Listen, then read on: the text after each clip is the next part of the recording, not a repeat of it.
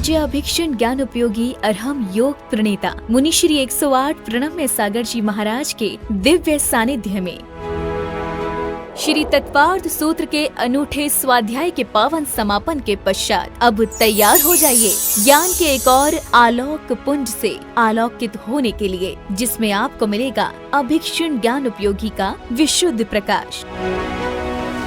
जी हाँ, हम बात कर रहे हैं मुनि श्री 108 प्रणम्य सागर जी महाराज द्वारा रचित एक नवीन आध्यात्मिक रचना नई छेढ़ाला की, जिसे स्वयं वे अपनी सरल, सरस और अत्यंत गूढ़ वाणी में आपको स्वाध्याय कराएंगे, समझाएंगे और आत्मा से जोड़ेंगे। कमिंग सून, ज्ञान का नया सूर्योदय नई छेढ़ाला के साथ, सिर्फ जिनवाड़ी चैनल पर।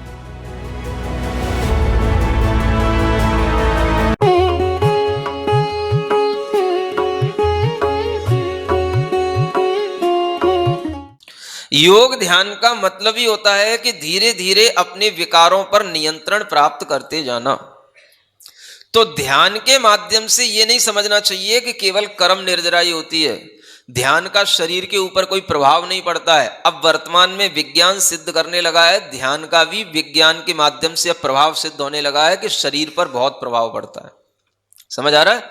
कल पुणे के एक डॉक्टर आए थे, कल्याण गंगवाल उनका नाम है, बहुत बड़े डॉक्टर हैं, और वह कल बता रहे थे कि विदेश में, यूरोप में एक जगह पर एक ऐसा इंस्टीट्यूट बना हुआ है कि जिसमें किसी भी प्रकार के ड्रग्स के बिना, दवाइयों के बिना वहां पर इलाज किया जाता है।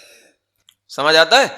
मतलब कि वहां पर जो इलाज मिलेगा आपको without medicine, without drug, only meditation, योग, लाइफ स्टाइल, और इसके अलावा कुछ नहीं।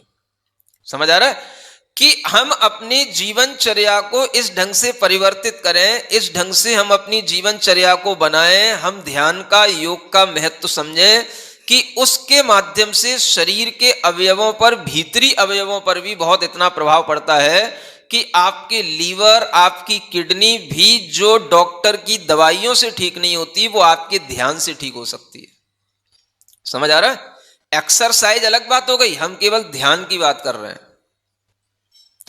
ध्यान से हृदय की बीमारियां ठीक होती हैं, ध्यान से ब्लड की बीमारियां ठीक होती हैं, ध्यान से जितनी भी न्यूरो से संबंधित दिमाग की बीमारियां होती हैं वो ठीक होती हैं। ये सब ध्यान से ठीक होती हैं। डिप्रेशन की, स्ट्रेस की बीमारियों का कोई इलाज आज वर्तमान की विज्ञान के पास नहीं है, सिवाय एक परमानेंट इलाज है, वो है ध्यान। समझ आ रहा है? तो ध्यान के माध्यम से निरोग होने की कला सीखनी चाहिए, और ध्यान के माध्यम से ये फील करना चाहिए कि ये ध्यान करने से केवल हमारी आत्मा में कर्म की निर्जरा अभी तक हमें बताई गई है, यही नहीं होता है। अब हमें ये सीखना चाहिए कि आत्मा में कर्म की निर्जरा के साथ साथ शरीर शुद्धि भी होती है। ये बताने की कोशिश अब की जा रही है, जो अरहम ध्यान के माध्यम से हो रही है। समझ आ रहा है? मतलब कि ये चीज यहां से सिद्ध हो रही है। ध्यान के माध्यम से जब केवल ज्ञान प्राप्त करके शरीर को निरोगी इतना बना लिया जाता है कि उसमें निगोदिया जीवों की उत्पत्ति ही रोक दी जाती है। मतलब शरीर इतना इतना इफेक्टेड होता है ध्यान के माध्यम से। तो वो तो हो गया चलो शुक्ल ध्यान, 12वें गुण स्थान का ध्यान। तो थोड़ा भी अगर आप धर्म ध्यान करोगे, थोड़ा भी आपका ध्यान जो है धर्म ध्यान के रूप में आएगा, या ध्यान का मतलब जो थोड़ा भी ध्यान आपका आत्मा और मन को शांति देने वाला होगा, तो उससे आपके शरीर पर बहुत अच्छा पॉजिटिव इफेक्ट पड़ेगा। ये इससे सिद्ध होता है, क्योंकि जितनी क्वालिटी होगी ध्यान की, उसी क्वालिटी के अनुसार उसका प्रभाव भी आपको देखने को मिलेगा। शुक्ल ध्यान की क्वालिटी से शरीर के अंदर जब रोग उत्पन्न करने के कारणभूत जो निगोदिया जीवों का भी जो निरंतर फॉर्मेशन चल रहा है, वो सारा का सारा बंद हो जाता है। तो धर्म ध्यान के माध्यम से थोड़ा बहुत तो आपके लिए शरीर की शुद्धि रूप में तो प्रभाव पड़ ही जाएगा। क्या समझ आ रहा है? तो ध्यान से शारीरिक शुद्धि होती है।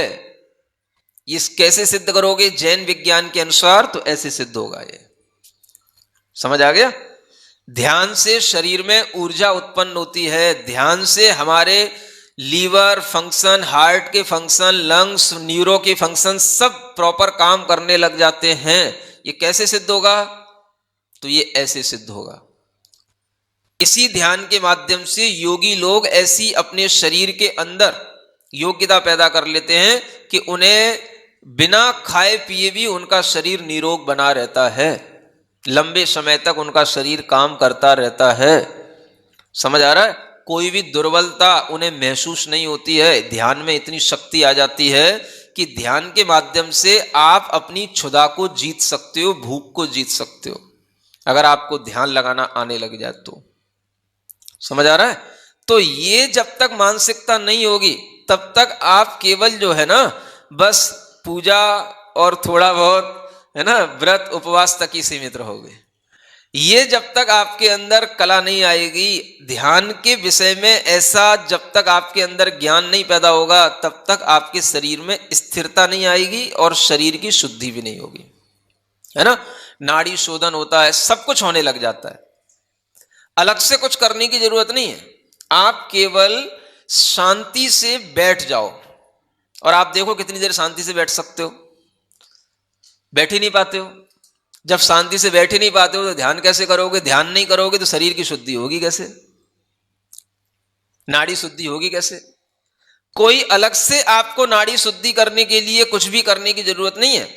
आप केवल स्थिरता के साथ में आसन लगा करके सिर्फ बैठ जाओ और अपनी श्वास को बस देखते रहो और श्वास पर ध्यान देते हुए अपनी श्वास के माध्यम से अपने मन को स्थिर बनाओ। धीरे धीरे आपकी नाड़ी शुद्धि अपने आप होने लग जाएगी। और ऐसा किसी को करने के लिए कहा जाए तो बस महाराज यही नहीं होता है। आप ये तो बताओ कौन सा विधान कर लें, कौन सी पूजा कर लें। समझ आ रहा है? तो इसमें तो सब तैयार है, लेकिन अपने लिए कुछ भी करने की जब तक आदत नहीं होगी तब तक आपका शरीर, इसीलिए ध्यानियों का, योगियों का शरीर हल्का होता है। समझ आ रहा है? हाँ, बहुत हल्का फुल्का शरीर होता है। और बाकी आप देखो, अगर आप ये सब नहीं करोगे तो आपका शरीर भारी होता चला जाएगा और भारी शरीर ही अनेक रोगों को आमंत्रण दे देता है। बढ़ती उम्र में शरीर अपने आप भारी होता है। समझ आ रहा है? क्योंकि आपको आदत पड़ी होती है पहले वाले खाने की, जो हमने 40 साल की उम्र में, 30 साल की उम्र में खाया है। समझ आ रहा है? और इधर आपकी उम्र बढ़ रही है और डाइट आपकी वही है, रबड़ी और हलवा वाली। समझ आ रहा है? और काम धीरे धीरे कम हो गया है? घूमना कारों में है, रहना एसी में है, तो काम कुछ है नहीं है। तो धीरे धीरे क्या होगा? आपका शरीर बिल्कुल धीरे धीरे सब तरीके से टाइट होता चला जाएगा, मसल्स टाइट होते चले जाएंगे। शरीर में कुछ भी तरीके के हलन चलन नहीं होने के कारण से अनेक प्रकार की शरीर में बीमारियां उत्पन्न होती चली जाती हैं और उसके कारण से मोटापा बढ़ता चला जाता है, बीमारियां बढ़ती चली जाती है। शरीर का भारीपन जहां बढ़ने लग जाए समझ लो अब बीमारियां आने वाली हैं। क्योंकि शरीर का भारीपन कौन सहन करेगा? ये तो सोचो कभी। क्या समझ आ रहा है? आप कहते हो घुटने में दर्द होने लगा, कमर में दर्द होने लगा, समझ आ रहा है, गर्दन में दर्द होने लगा। आपको ये नहीं मालूम दर्द क्यों होने लगा। शरीर का भारीपन कहां पर सहन किया जाता है आपको मालूम है? क्या समझ आ रहा है? आपके नितंबों के ऊपर, नितंबों का जॉइंट जहां रहता है, जिसे आप कमर कहते हो, उसके आसपास के हिस्से पर जब शरीर का भारीपन आएगा तो उसके ऊपर प्रेशर पड़ता है। अब वो कितना सहन करेगा? अगर कमर ही कमरा हो जाएगी तो वो कितना सहन करेगा आपका शरीर है? तो कमर दर्द शुरू हुआ। दूसरा, जब आप खड़े हो गए तो वजन कहां पड़ेगा? घुटनों पे पड़ेगा। समझ आ रहा है?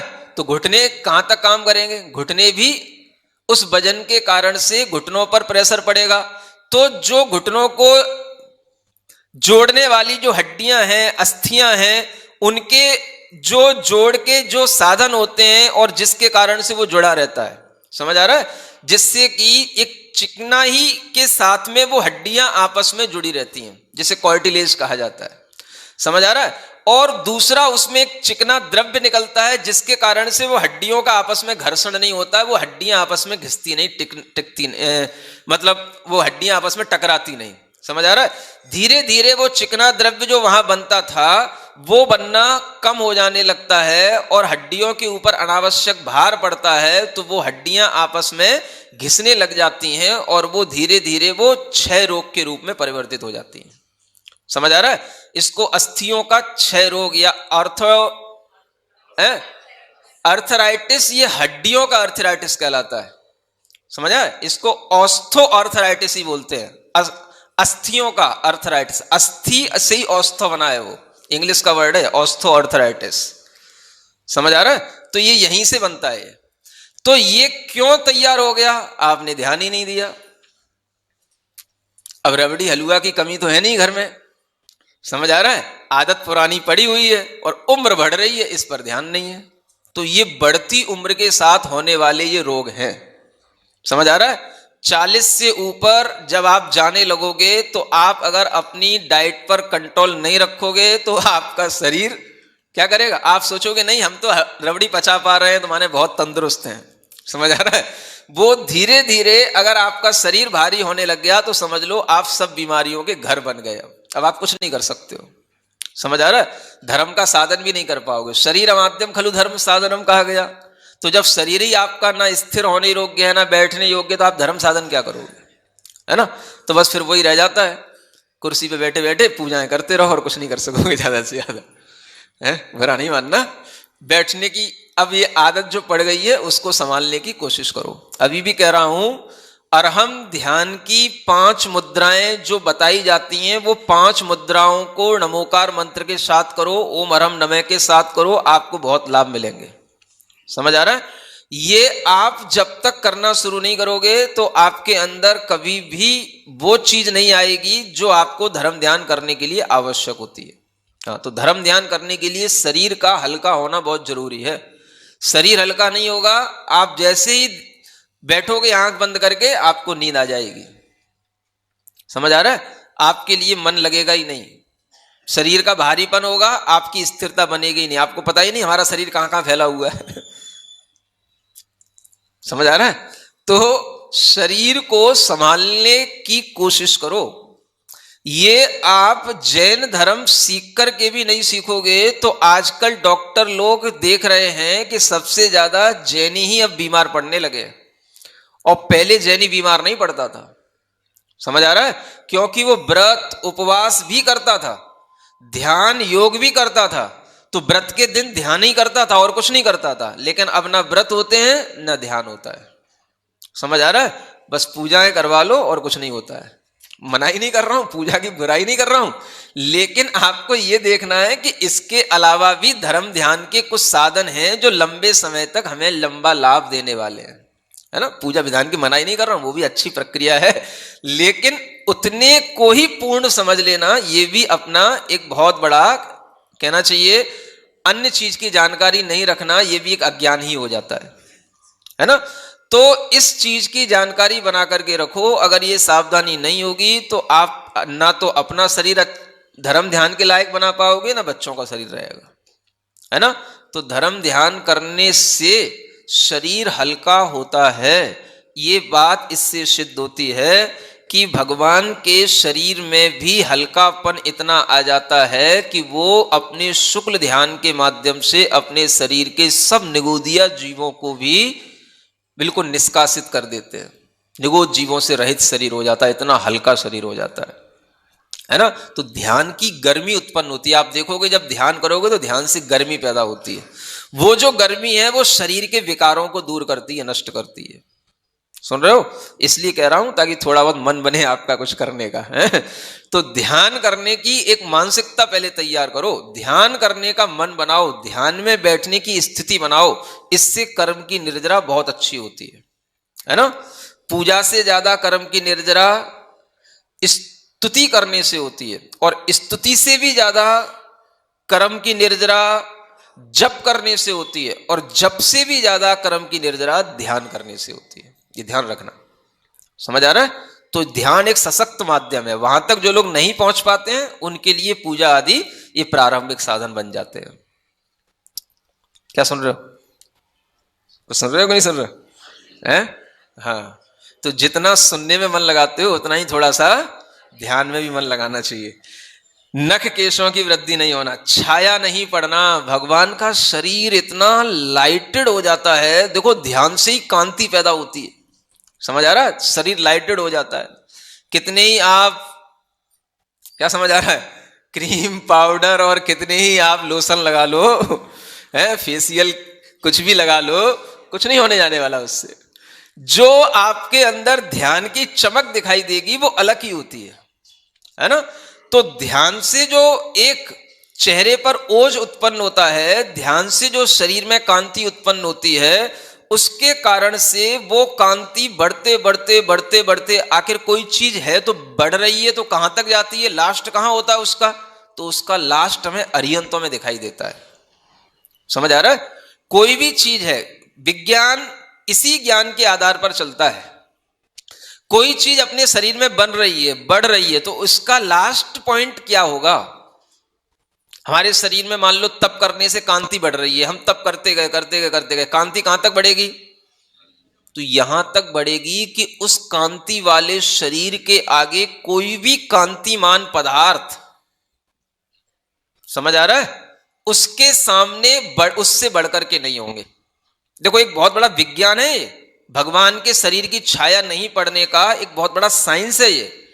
छाया उस चीज की पड़ती है जिसके ऊपर उससे भी ज्यादा लाइटेड कोई दूसरा पदार्थ आ रहा हो, तो उसकी छाया दूसरी जगह पर पड़ेगी। ये छाया का साइंस होता है, समझ आ रहा है? परछाई का ये फिजिक्स पढ़ाई जाती है। यहां पर कोई वस्तु रखी है, ऊपर से लाइट आ रही है, इसकी छाया हमारे ऊपर आ रही है, तो इसका मतलब यह है कि वो लाइट ज्यादा है, इसकी लाइट कम है। अगर इसकी लाइट इतनी हो जाए कि वो लाइट उसके ऊपर पड़े तो उसका कोई फर्क ना पड़े, तो इस लाइट की कभी भी छाया नहीं पड़ेगी। समझ आ रहा है? फोटोग्राफी इसी साइंस पर बनी हुई है, इसी साइंस से सब फोटो खींचते हैं।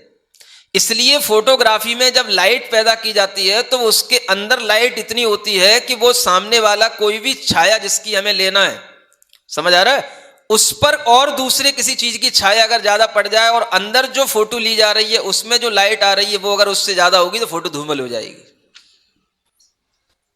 समझ आ रहा है? पूरी फोटोग्राफी का ही साइंस है, वही साइंस यहां है।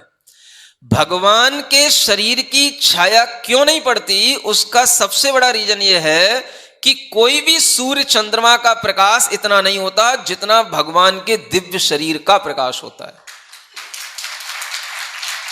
इसलिए कोई भी सूर्य चंद्रमा के सामने उनके शरीर की परछाई नहीं पड़ सकती, ये उसका बहुत बड़ा कारण है। समझ आ रहा है? इसलिए जहां भगवान होते हैं वहां किसी लाइट की जरूरत नहीं, ये CFL हैलोजन की जरूरत नहीं, समउसरण योजनाओं में फैला होता है, लेकिन वहां पर कोई सूर्य चंद्रमा के प्रकाश की आवश्यकता नहीं, वो भगवान के ही प्रकाश से पूरा वातावरण कांतिमान प्रकाशमान बनता है। समझ आ रहा है? इस बात पर विश्वास करना सीखो।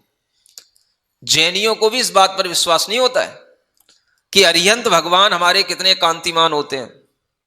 समझ आ रहा है? ये अपनी इमेजिन में आता ही नहीं है, और ये अपने बिल्कुल जब तक इस तरीके से अपने ज्ञान में नहीं आएगा तब तक आपको अरिहंतों के प्रति सही ध्यान करने का भाव और उनके प्रति विश्वास का भाव बनेगा ही नहीं। इतनी लाइट, उतना उनके शरीर में कांति होती है, दिव्य शरीर इसीलिए कहा जाता है। समझ आ रहा है? तो ये केवल ज्ञान के साथ में उनके शरीर में जो परिवर्तन आते हैं उन परिवर्तनों को यहां अतिशय के रूप में कहा गया है। अतिशय का मतलब अतिशयोक्ति नहीं होती है। ज्यादातर लोग क्या समझते हैं, हाँ अतिशयोक्ति का वर्णन करते रहते हैं भगवान के बारे में, इसलिए अतिशय अतिशय कहते रहते हैं, इससे क्या होता है। समझ आ रहा है? ये अतिशयोक्ति नहीं है, ये साइंस है, ध्यान का, ज्ञान का, ये सब उससे उत्पन्न होने वाली चीजें, और ये सब साइंटिफिकली प्रूव्ड होती है। तो छाया से रहित क्या होना? शरीर होना, टिमकार से रहित मुख होना। समझ आ रहा है? ये देखो उनके अंदर इतना ज्ञान और इतना कंसंट्रेशन आ गया है कि उन्हें अब टिमकार की भी जरूरत नहीं पड़ती है। आंखें, आई साइट बिल्कुल कांस्टेंट हो जाती है। क्यों हो जाती है? आप देख लो कांस्टेंट करके कितनी देर कर पाओगे? हमारी इंद्रियों का बल बहुत कम होता है।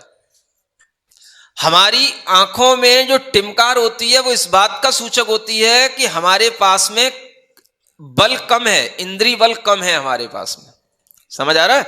ये इंद्रिय बल जिसके पास जितना ज्यादा होगा वो आंखों को उतनी देर तक खोले भी रख सकता है और बंद भी रख सकता है। इसीलिए युग की आदि में भरत और बाहुबली के बीच में एक युद्ध हुआ था जिसका नाम था दृष्टि युद्ध। क्या था वो? हाँ, आंख में आंख मिलाते हो, आंख में आंख लड़ाते हो, लड़ाई करके देख लो आपस में। समझ आ रहा है किसकी आंखों में कितना बल है, कौन पहले आंख में टिमकार मारता है। क्या समझ आ रहा है? यही प्रैक्टिस कर लिया करो ध्यान करने के लिए। टिमकार किसकी आंख में पहले आती है? जिसकी आंख में पहले आ गई और आ जाएगी। समझ रहे? आप ज्यादा देर तक आंखें खोल के बैठोगे तो आपका एक तरीके से एक त्राटक होता है, त्राटक क्रिया होती, वो हो जाएगी। और वो जैसे ही करोगे तो उसमें आंख से पानी आने लग जाता है, और आंख में पानी आने लगेगा तो आपको आंख बंद करनी पड़ेगी। समझ आ रहा है? कुछ करके देखा करो। है? हाँ। आंखों की ज्योति बढ़ाने के लिए भी ये त्राटक किया जाता है ना? हाँ, कोई भी चीज जैसे मान लो कैंडल के सामने भी किया जाता है। कुछ नहीं है, अपने हाथ का अंगूठा यूं बनाओ। समझ आ रहा है? बस अंगूठे को देखो कॉन्स्टेंटली। देखो कितनी देर देख सकते हो बिना आंख की पलक झपकाए। हाँ, आंख आई साइट को अच्छा बनाए रखने के लिए एक्सरसाइज करो। है? आई मसल्स स्ट्रॉन्ग सब हो जाएगा। आई की एक्सरसाइज होगी तो होगा। समझ आ रहा है? अपनी हाथ ऐसे बल्कि आगे आगे रखो, कोई दिक्कत नहीं, सीखो तो कुछ तो करो, बनिया लोगो। फ्री में सिखा रहा हूं तुम्हें। है ना? देखो आंखें कितनी देर तक कांस्टेंट रख पाते हो बिल्कुल सामने। है? टिमकार नहीं मानना। आ गया पानी? बस बंद कर दो, बस हो गया। पानी आ गया माने बस हो गई, आपकी आंखों की एक्सरसाइज हो गई, माने आपकी आंखों का विकार निकल गया। समझ आ रहा? तो ये अपने अंदर के बल को बढ़ाने वाली चीज है ये। हाँ, भगवान की आंखों की टिमकार नहीं होती है, देवों की भी आंखों में टिमकार नहीं होती है। समझ आ रहा है? मनुष्य की होती ही रहती है, और जो जितना कमजोर होगा उसकी उतनी ज्यादा होती है। क्या समझ आ रहा है? तो इसलिए भी ये चीजें अपने आप में बताने वाली हैं कि भगवान का बल कितना हो गया है, अनंत हो गया है। इसलिए उनकी आंखों में टिमकार की कोई जरूरत नहीं है। ये सारा का सारा योग विज्ञान है। कितनी अच्छी बात है, भगवान के अतिशयों से हम योग और ध्यान सीख रहे हैं, योग विज्ञान सीख रहे हैं। कभी सीखा आपने? कभी इस तरीके से किसी ने बताया?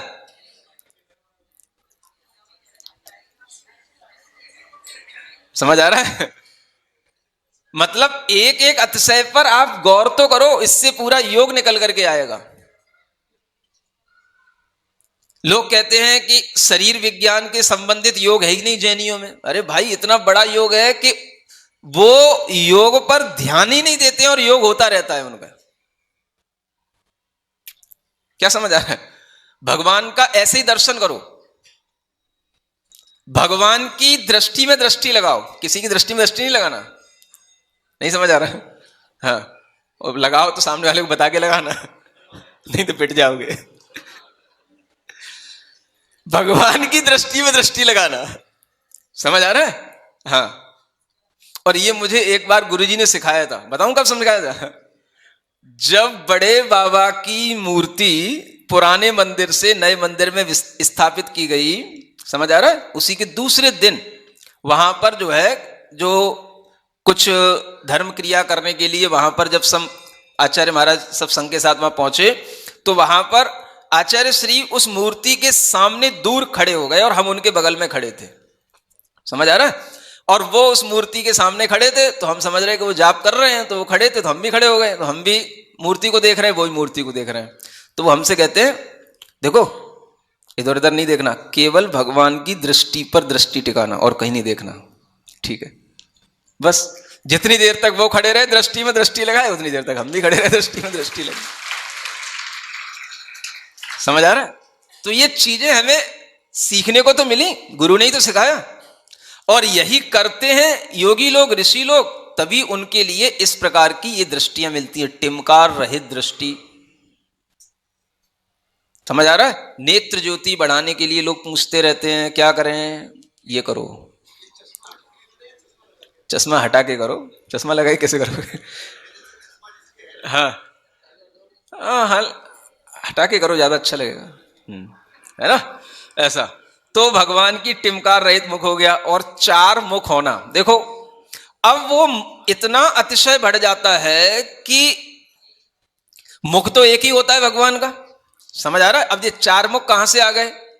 तो ये चार मुख जो है, जब भगवान समौसरण में विराजमान होते हैं, उनका आभा मंडल, उनका प्रकाश, उनका एक तरीके से इस तरीके से उनका बैठना होता है कि जिस किसी भी दिशा से कोई देखे तो उसे ऐसा लगता है कि ये मुख हमको इसी दिशा में यहीं पे दिखाई दे रहा है? औरा समझ आ रहा है? जो प्राणिक हीलिंग वाले होते हैं उनको औरा दिखाई देता है तो ऐसा होता है। तो मुख तो एक ही है, एक ही दिशा में होता है, समझ आ रहा है? भगवान का मुख मूल रूप से या तो ईस्ट में होगा या नॉर्थ में होगा, समझ आ रहा है? इसीलिए ये भी एक कारण है, लोग पूछते हैं कि ध्यान करने के लिए हम क्यों ईस्ट में या नॉर्थ में बैठे? तो इतनी बड़ी सुप्रीम पावर जो, समझ में आ रहा है, जो इन्फिनिट नॉलेज के साथ में पूरे सर्वज्ञ की अवस्था में बैठे हैं, वो जिस स्थिति में बैठे हैं उसी स्थिति में आपको बैठना है। भगवान हमेशा पूर्वमुखी या उत्तरमुखी ही होकर के ध्यान करते हैं, केवल ज्ञान की प्राप्ति करने के बाद भी ऐसे ही बैठते हैं समोसरण में भी, और जब केवल ज्ञान के बाद में जब उन्हें मोक्ष होना होता है तब भी वो इसी दिशा में बैठ करके अंतिम ध्यान करते हैं और मोक्ष हो जाते हैं। लोक पूर्ण समुद्घात होता है एक, आपको कभी बताऊंगा द्रव्य संग्रह जब आएगा तो उसमें भी एक लोक पूर्ण समुद्घात में क्या होता है कि उसमें भगवान की आत्मा के प्रदेश पूरे लोक में फैल जाते हैं, लेकिन वह भगवान के प्रदेश जो फैलते हैं वो किस स्थिति से पूरे लोक में फैल जाते हैं, उसका जो मतलब घनत्व निकाला जाता है वो इसी बात से निकाला जाता है, या तो पूर्व दिशा में बैठे होंगे तो कैसे उसकी आत्मा के प्रदेश फैल रहे होंगे, या उत्तर दिशा में बैठे होंगे तो कैसे आत्मा के प्रदेश फैल रहे होंगे, क्योंकि उनकी शेप बदल जाएगी पूर्व दिशा में होने से उत्तर दिशा में होने से, क्योंकि वो जो त्रस नाड़ी है और उसके अंदर जो ये लोक का जो वॉल्यूम है वो सब जो है पूर्व दिशा में उत्तर दिशा में बैठने से उसकी जो है आकृति में अंतर आ जाता है, समझ आ रहा है? क्योंकि आकृति तो यूं है, आप पूर्व दिशा में बैठे हो तो उसकी शेप अलग होगी, और आप उत्तर दिशा में बैठे हो तो उसकी शेप अलग जाएगी। तो दो ही प्रकार की शेप बताई गई है लोक पूर्ण समुद्घात में, पूर्व दिशा में या उत्तर दिशा में, और उसका गणित बताया गया है। तो इससे स्पष्ट है कि भगवान लोक पूर्ण समुद्घात करते हुए भी केवल ज्ञान के साथ में पूर्व या उत्तर दिशा में बैठते हैं। अब भगवान जिस दिशा में बैठे, अब हमें कोई क्वेश्चन नहीं करना है, हमें क्या करना है, बस फॉलो करना है। अब इसको फॉलो करने में तो क्या दिक्कत हो रही है? अब इसमें क्या साइंस है? आप खोजते रहो साइंस, हमारी साइंस तो सुप्रीम पावर से चल रही है, बस आप खोजते रहो साइंस क्या है, समझ आ रहा है? अब आप कुछ भी साइंस बताते रहो, इधर बैठने से ये वाइब्रेशन होते हैं, ये ऑरा होता है, ये एनर्जी आती है, अब जो कुछ भी कहो सो सब ठीक ही है। हमें तो इतना मालूम है भगवान इस दिशा में बैठते हैं तो इसका मतलब है यही दिशा एप्रोप्रिएट है, बस हो गया काम, समझ आ रहा है? तो मुख तो एक ही दिशा में होता है, लेकिन वह उनके उस आभा मंडल के कारण से चारों दिशाओं में दिखाई देता है। इसलिए समूह शरण में किसी भी दिशा से कोई भी प्रवेश करता है तो उसको जस्ट बिल्कुल सामने ही भगवान एकदम से दिखाई देते हैं। ऐसा नहीं कि हम पहले घूम के आए भाई, अगर गलत दिशा से आ गए, नहीं समझ आ रहा? समूह शरण में तो घुस गए, अब गलत दिशा से घुस गए, भगवान को इतना चक्कर लगाओ पूरा योजनाओं के सभा, तब भगवान उधर सामने बैठे हुए दिखाई देंगे, ऐसा नहीं है। 12 सभाएं बिल्कुल, जो ये राउंड टेबल कॉन्फ्रेंस होती है ना, इसका फंडा भी यहीं से निकला है। हाँ क्या समझ आ रहा है? हाँ बिल्कुल, उनकी सभा राउंड टेबल तो होती है, बीचों बीच में वो बैठे हैं, है, लेकिन राउंड टेबल में कोई बीचों बीच में नहीं बैठता है, सब एक दूसरे के ऐसे गोला बनाकर बैठ जाए ताकि सबको एक दूसरे का मुख दिखाई दे। लेकिन भगवान बीचों बीच में बैठते हैं और चारों ओर गोलाकार वो सभा होती है, चारों ओर भगवान दिखाई देते हैं। भगवान का मुख हमेशा हर दिशा में बिल्कुल ऐसा दिखाई देगा जैसे भगवान के मुख के समक्ष ही हम इसी दिशा में बैठे हैं, भगवान हमको ही देख रहे हैं। ये उस योगी की एक अपने अंदर ऐसी शक्ति उत्पन्न हो जाती है जिसके कारण से अगर कोई सामान्य भी योगी होता है तो भी आपको लगता है उसके सामने बैठ करके कि जैसे ये हमको देख रहे हैं। समझ आ रहा है? और वो किसी को नहीं देखते हैं, लेकिन आपको लगेगा वो हमको देख रहे हैं। तो इसी तरीके से ये जो परम योगी हो जाते हैं उनको ऐसा लगता है, उनके सामने बैठ करके सामान्य व्यक्तियों को ऐसा लगता है कि ये भगवान हमको देख रहे हैं, लेकिन भगवान किसी को नहीं देख रहे हैं। तुम भगवान को देख रहे हो और सबको भगवान दिखाई दे रहे हैं। समझ आ रहा है? तो ये बहुत बड़े विज्ञान हैं इन अतिशयों में, है? जो इतनी डिटेल के साथ शायद हमने पहली बार ही आप लोगों को सुनाए हैं और आप भी शायद पहली बार ही सुन रहे हैं। ये केवल ज्ञान के 10 अतिशय हुए, इतना ही। ये आज 10 अतिशयों की पूर्ति हो गई। इतना ज्ञान आप अपने पास में रखना। थोड़ा 5 मिनट के लिए ध्यान करते हैं। सीधा कमर करके बैठे, कमर सीधा रख के बैठेंगे। आज आपकी स्थिरता के लिए एक स्पेशल चीज आपको बताने जा रहा हूं। जब भी आप बैठें तो अपने दोनों हाथों को एक के ऊपर एक रख करके, ऐसा रखना नहीं, एक के ऊपर एक। देखो इधर देखो, नाभि के पास अपनी दोनों हथेलियां लाओ, नाभि के पास अपनी दोनों हथेलियां लाओ, है ना? हाँ हाँ, कुछ नहीं है, कोई खास बात नहीं है। बस ये हाथ थोड़ा सा, है ना, 4 अंगुल ना कह करके 2 अंगुल भी अगर ऊपर रखोगे, एक से दूसरा टच नहीं होना, और हाथ एक के ऊपर एक रखना, ठीक है ना? और ऐसी स्थिति में बैठ करके सिर्फ अपनी श्वास पर ध्यान देना। ये हाथ अपने ना तो पेट से टच करे ना हाथ से टच करे, पेट से भी थोड़ा अलग रखना, नाभि के पास रखना, ठीक है ना? बैठो। ये भगवान का बैठने का ये तरीका, इसको, है ना, जिन मुद्रा इसी को कहा जाता है। और गर्दन बिल्कुल सीधी रखो, श्वास को, आंख बंद करो और श्वास पर पूरा ध्यान लाओ। एक जो श्वास हम ले रहे हैं और छोड़ रहे हैं उसको सामान्य रूप से, ना जबरदस्ती छोड़ना ना जबरदस्ती श्वास लेना, सिर्फ जो श्वास चल रही है उसको एक गिनना, जो श्वास सामान्य से हम ले रहे हैं और छोड़ रहे हैं। ऐसे 27 टाइम्स श्वास को गिनना है।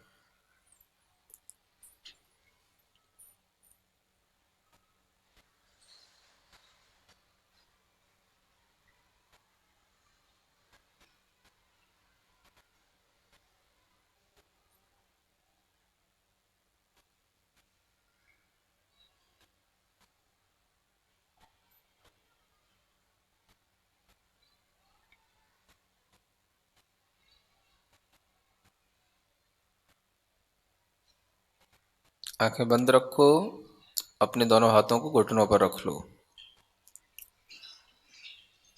ओम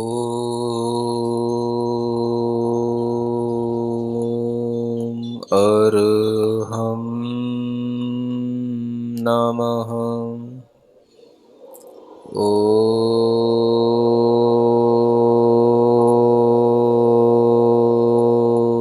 अरहं नमः। ओम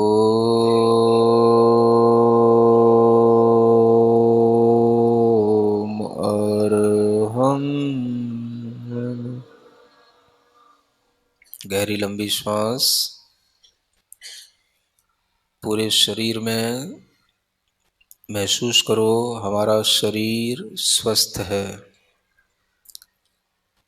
जहाँ पर कोई रोग है, जिस स्थान पर पीड़ा है, उसी स्थान पर अपना मन ले जाओ और पूरे ध्यान से अपने मन से भीतर ही भीतर उस स्थान पर बोलो, मैं स्वस्थ हूँ, मैं स्वस्थ हूँ, मैं स्वस्थ हूँ। मेरा असाता वेदनीय कर्म जा रहा है। मैं साम्य भाव से इस कर्म की निर्जरा कर रहा हूँ। उस स्थान पर पूरा ध्यान रखो और ओम अरहम नमः का स्मरण उसी स्थान पर करो जहाँ आपको दर्द हो रहा है।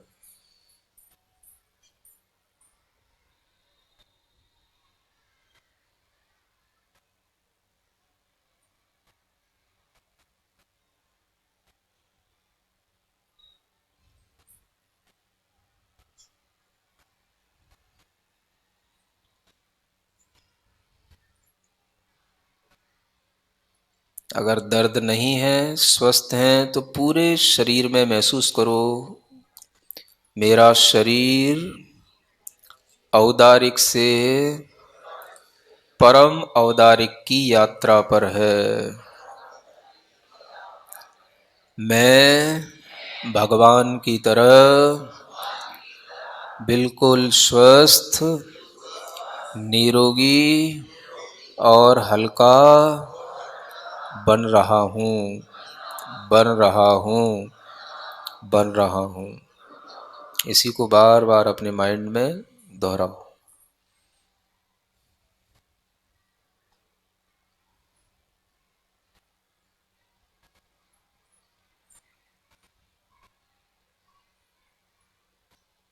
पूरे आनंद भाव के साथ शरीर के किसी भी बीमारी की कोई चिंता न करते हुए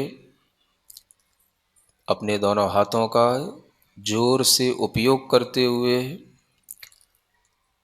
ओम अरहम नमः, ओम अरहम नमः, ओम अरहम नमः, ओम अरहम नमः, ओम अरहम नमः, ओम अरहम नमः, ओम अरहम नमः, ओम अरहम नमः, ओम अरहम नमः, ओम अरहम नमः, ओम अरहम नमः, ओम अरहम नमः, ओम अरहम नमः, ओम अरहम नमः, ओम अरहम नमः, ओम अरहम नमः, ओम अरहम नमः,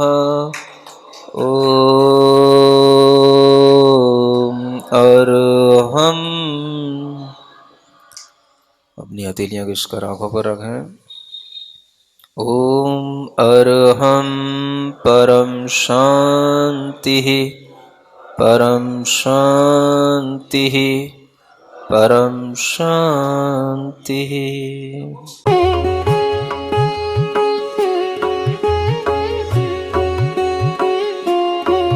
परम पूज्य अभिक्षण ज्ञान उपयोगी अरहम योग प्रणेता मुनि श्री 108 प्रणम्य सागर जी महाराज के दिव्य सानिध्य में श्री तत्वार्थ सूत्र के अनूठे स्वाध्याय के पावन समापन के पश्चात अब तैयार हो जाइए ज्ञान के एक और आलोक पुंज से आलोकित होने के लिए, जिसमें आपको मिलेगा अभिक्षण ज्ञान उपयोगी का विशुद्ध प्रकाश। जी हाँ, हम बात कर रहे हैं मुनि श्री 108 प्रणम्य सागर जी महाराज द्वारा रचित एक नवीन आध्यात्मिक रचना नई छेढ़ाला की, जिसे स्वयं वे अपनी सरल, सरस और अत्यंत गूढ़ वाणी में आपको स्वाध्याय कराएंगे, समझाएंगे और आत्मा से जोड़ेंगे। कमिंग सून, ज्ञान का नया सूर्योदय नई छेढ़ाला के साथ, सिर्फ जिनवाड़ी चैनल पर।